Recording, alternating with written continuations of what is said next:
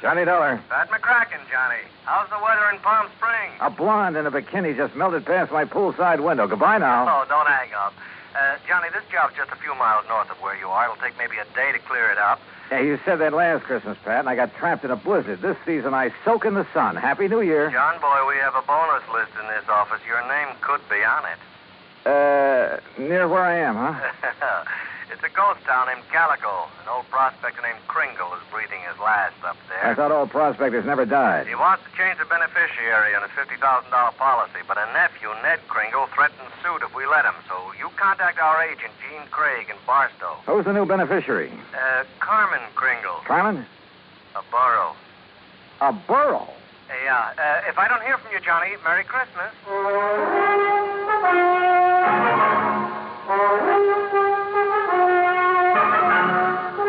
Bob Bailey in the exciting adventures of the man with the action-packed expense account. America's fabulous freelance insurance investigator. Yours truly, Johnny Dollar. And now, Act One of yours truly, Johnny Dollar.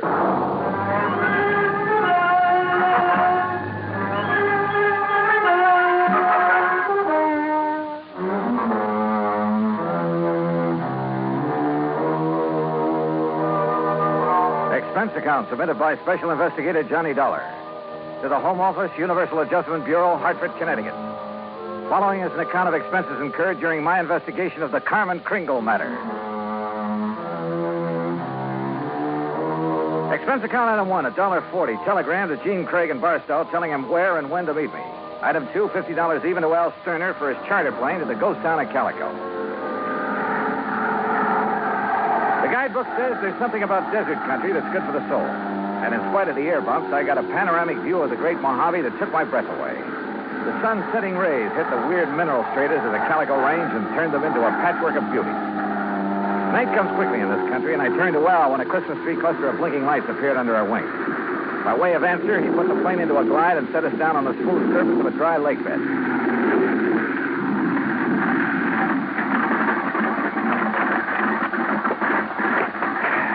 Johnny, you want me to wait around till your friend shows up? No, thanks. Well, there seems to be plenty of company. That's just an old coyote. Don't stand too long or you'll freeze to the spot. Okay. Good luck. Call me when you want to be picked up.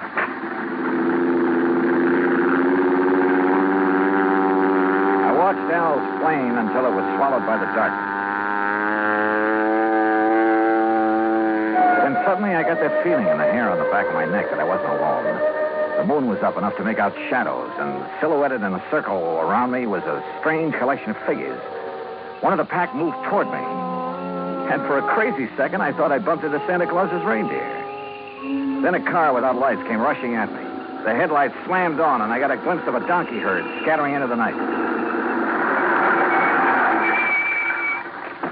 All right, mister. Walk toward me. Slow, with your hands high.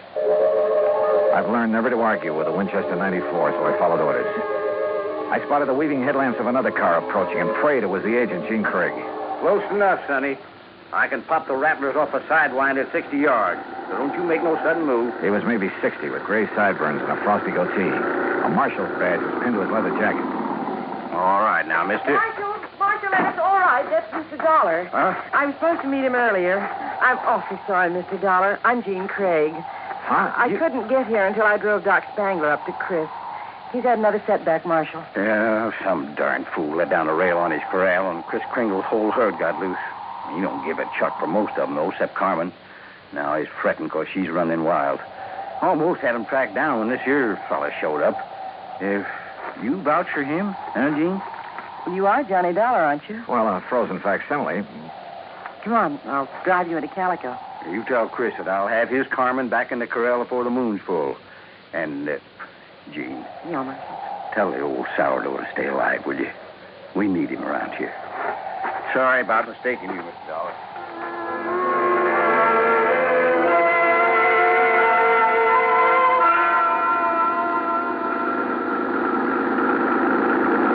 Jean Craig, with a J, knew her way around. She was strictly business and filled me in fast on the old prospector with the odd name and his desire to change the beneficiary of his policy. Everybody calls him Chris because every year he loads up his burros with toys and presents for the miners and their families back in the hills. Huh? The kids really think he is Santa Claus. I'm afraid it won't be a very merry one for them this year. Well, what makes everyone so sure Kris Kringle is giving up the ghost? Doc Spangler says there's nothing apparently wrong with him. It's more like he's given up. Oh, what's with this Scrooge character, the nephew? Ned Kringle seems all right. It's the man with him, Willie D'Agostino. He does the talking for Ned. You'd think he was going to inherit the money. Well, maybe he's expecting to. You know, you're making a good case for Carmen. Can a burro be a beneficiary, Johnny? Chris can leave it to a three-masted schooner if he wants, providing a trust is set up. Could the people of Calico be that trust if they promise to take care of Carmen? Yeah, I guess so. Why? That's the way Chris wants it. That way there'll always be a Christmas in Calico. What happens when Carmen goes to donkey heaven? Or is it burros that never die? There'll always be burros in Calico, Johnny. And one of them could always be named Carmen.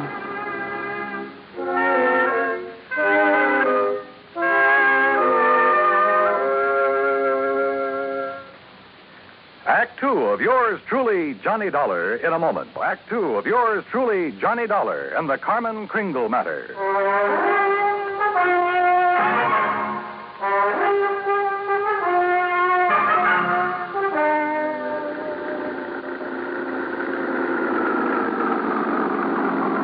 Well, here we are, Johnny. Calico, once the richest silver city in the West. It was unbelievable. Like seeing a page from the past. Walter Knott, famed creator of Knott's Berry Farm and Western historian, had bought the old ghost town's battered remnants and restored it to the way it must have appeared in the wild and fevered days of the Silver Lode. I could make out signs nailed to weathered batten boards that told of a flourishing and colorful past. Joe's Saloon, The Last Chance, Hyena House Hotel, Lane's Mercantile, the Calico Prince. High on a hill at the edge of town, people were gathered at the entrance to a cave that was illuminated by hundreds of miners' lamps. Kind of gets you, huh? Almost like it was planned. They're rehearsing for the Christmas Eve pageant. Maybe you can spend Christmas Eve with us, Johnny, if you don't have other plans. I have a day with a steam-heated swimming pool. What? Come on. Let's meet the old man.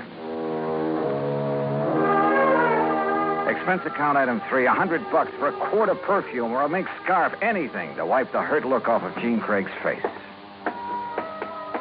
She led me up the steps to the rickety porch of Kris Kringle's wooden shack. A tall figure carrying a black bag stepped toward us out of the shadows. Jeannie, I'm glad to see you. Will you drive me back to town? Why, certainly, Doc. Oh, this is Mr. Dollar. Hi, son. Hi. Chris, is he still all right? I couldn't say. Been sitting out here waiting for you. You haven't seen the patients? The medical man owes a duty and all that, but I'm too old to talk back to a gun. You mean they wouldn't let you in? Tired of it. Well, I'm not a medical man. Oh, please be careful, Johnny. I told you, Stallbone, stay away and leave the old man to... Well, if it ain't little Jeannie, the policy fixer. And who are you, mister? Willie D'Agostino. This is Johnny Dollar. He's from the insurance company to see about changing the policy. Who is it, Wooly? Who are you talking to? Relax, will you, and let him give us some tourist directions back to Barstow. There'll be no policy changing at this late date, mister. Ned Kringle is very bereaved at the imminence of his uncle's demise. Just family admitted at this sad hour, so mosey along, folks. I'll leave the young man to his grief. Your foot is in the door, mister. I don't like your foot, and I don't like you. His hand moved to his shoulder holster, but Jean was standing right beside me. It was Doc who suddenly shouldered past D'Agostino and fled up the stairs that gave him my chance. I kicked the door wide. Threw him off balance. I shoved Jeannie aside, and that was a mistake. Because a million Christmas tree lights blazed up in my skull.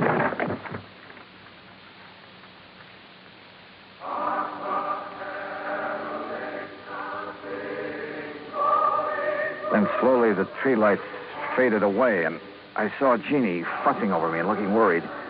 A young, nice-looking fellow was seated next to a marble-top table. D'Agostino leaned against the stone fireplace and dangled his gun, smiling like he had a stacked deck. He's all right, Doc? A nasty cut, but no fracture. I know how to pull my punches, Doc. The old man. How is he? No better, no worse. Just lying up there staring at the ceiling. I want to see Chris. I have a right to, Ned. I'm an old friend. Wooly, wouldn't it be okay if Gene just went up? No, let him die in peace. He's past carrot hose season. Wooly, these people have a right. I said no. Now get a hero boy on his feet and shove off. Go on. Come on, Johnny.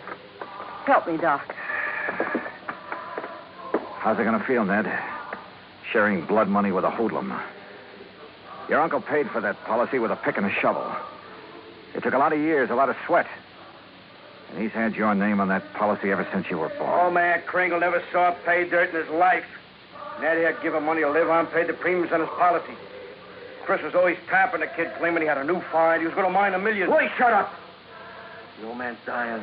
Tell him, Ned. Tell him how the old phony was always taking the bows, making like Santa Claus with the money you give him. Willie, haven't you got a... Tell him who owed you the money! I know he's been waiting a long time for this. Me. Willie D'Agostino, that's who. Is that true, Ned? Yeah. I thought my uncle would make a strike someday. I honestly thought he'd strike it rich. I know he tried. He did strike it rich, Ned. When he dies, every man, woman, and child in this town will mourn him. He'll live in their hearts. What will people remember about you, Mr. D'Agostino?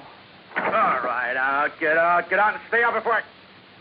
Willie, this rifle will make a hole in your belly big enough to pass a borax team through. So you just drop that gun.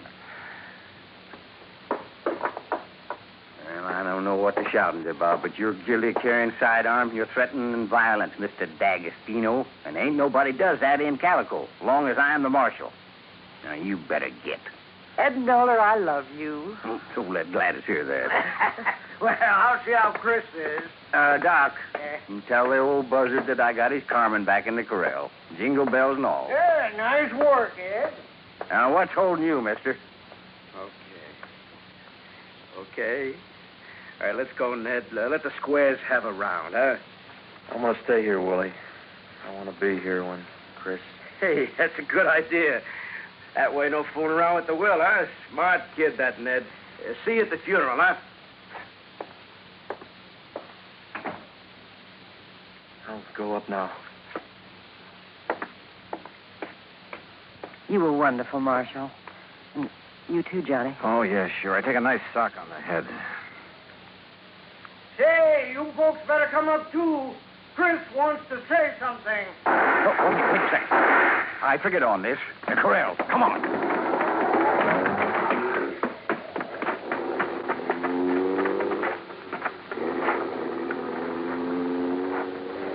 D'Agostino must have had another gun in his car.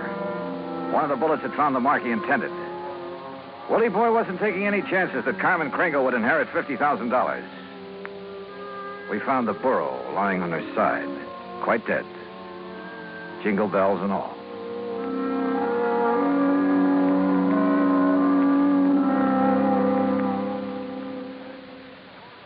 Act 3 of yours truly, Johnny Dollar, in a moment. Oh, Act 3 of yours truly, Johnny Dollar, and the Carmen Kringle matter.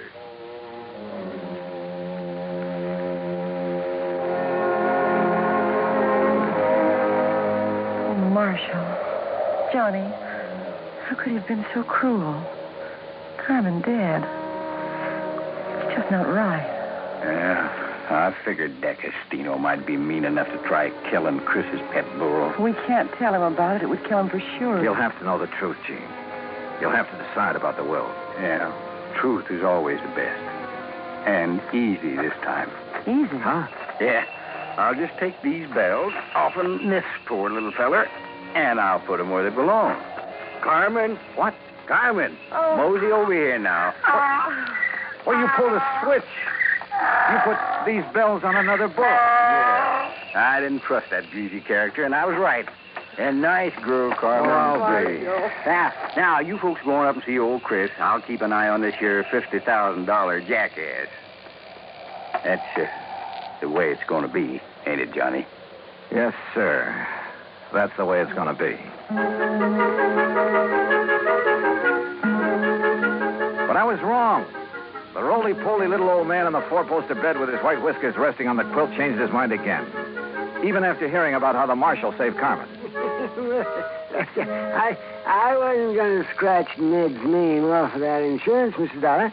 I tried to shake that D'Agostino, figuring he'd take his hooks off of Ned if he thought my Carmen was going to get the money. Oh, I was scared for a while that I just might have to up and die to square my nephew's gambling debts. I'm sorry, Chris. I'll work my fingers raw paying every cent I owe, but I'll pay him back with interest. I want you around. Yeah. Okay, Mr. Dollar. Yeah, Chris. Lift the lid on that footlocker and fetch me one of them bags in there. They're pretty heavy, but you look strong. Oh, they're sure heavy enough. You got them stuffed with silver? It's better than silver. Open it up there. Yeah, that's it there. Yes, recognize the dot? Yeah. Maybe you'd better have a good sleep, Chris. This here is plain old gravel. Oh, plain gravel. It's uranium, Doc. Huh? The last batch assayed at $900 a ton. And I got a mountain of it staked out. In both our names, Ned. You don't say why, Chris. Mr. Dollar, if you and Jeannie check with the Barstow Bank, you'll find that they'll extend credit on the strength of that assay.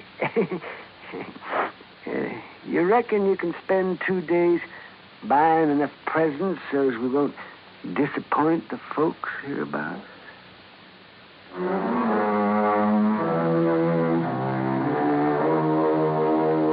Expense account item 4, $68 even. Telephone calls to 5 principal cities where I thought Willie D'Agostino might be remembered. The police departments had a long list of reasons why they remembered Willie. That was my Christmas present to them. Expense account item 5, another $50. Truck rental to haul the presents we bought for Ned to give away come Christmas morning.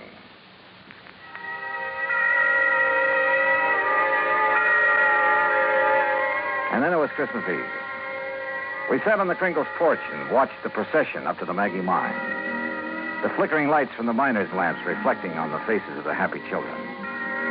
Old Chris was bundled up in blankets, his little eyes twinkling, chuckling to himself like he knew all the answers to the universe. Jean was there, too. Kind of nice. Isn't it, Johnny? Kind of nice. Marshal Ed Noller was one of the wise men in the procession. I recognized the sideburns. And Doc Spangler couldn't hide his height. Oh, he wore an awful beard. Ned Kringle led the burro that carried the Blessed Mother. Yeah, you guessed it. The burro was Carmen Kringle. Expense account total, including return to Palm Springs and incidentals, $229.75. But forget it, Pat. This is the best holiday I ever had. And I was only cold at the start. From all of us to all of you, may this be your very merriest Christmas ever. Yours truly, Johnny Dollar.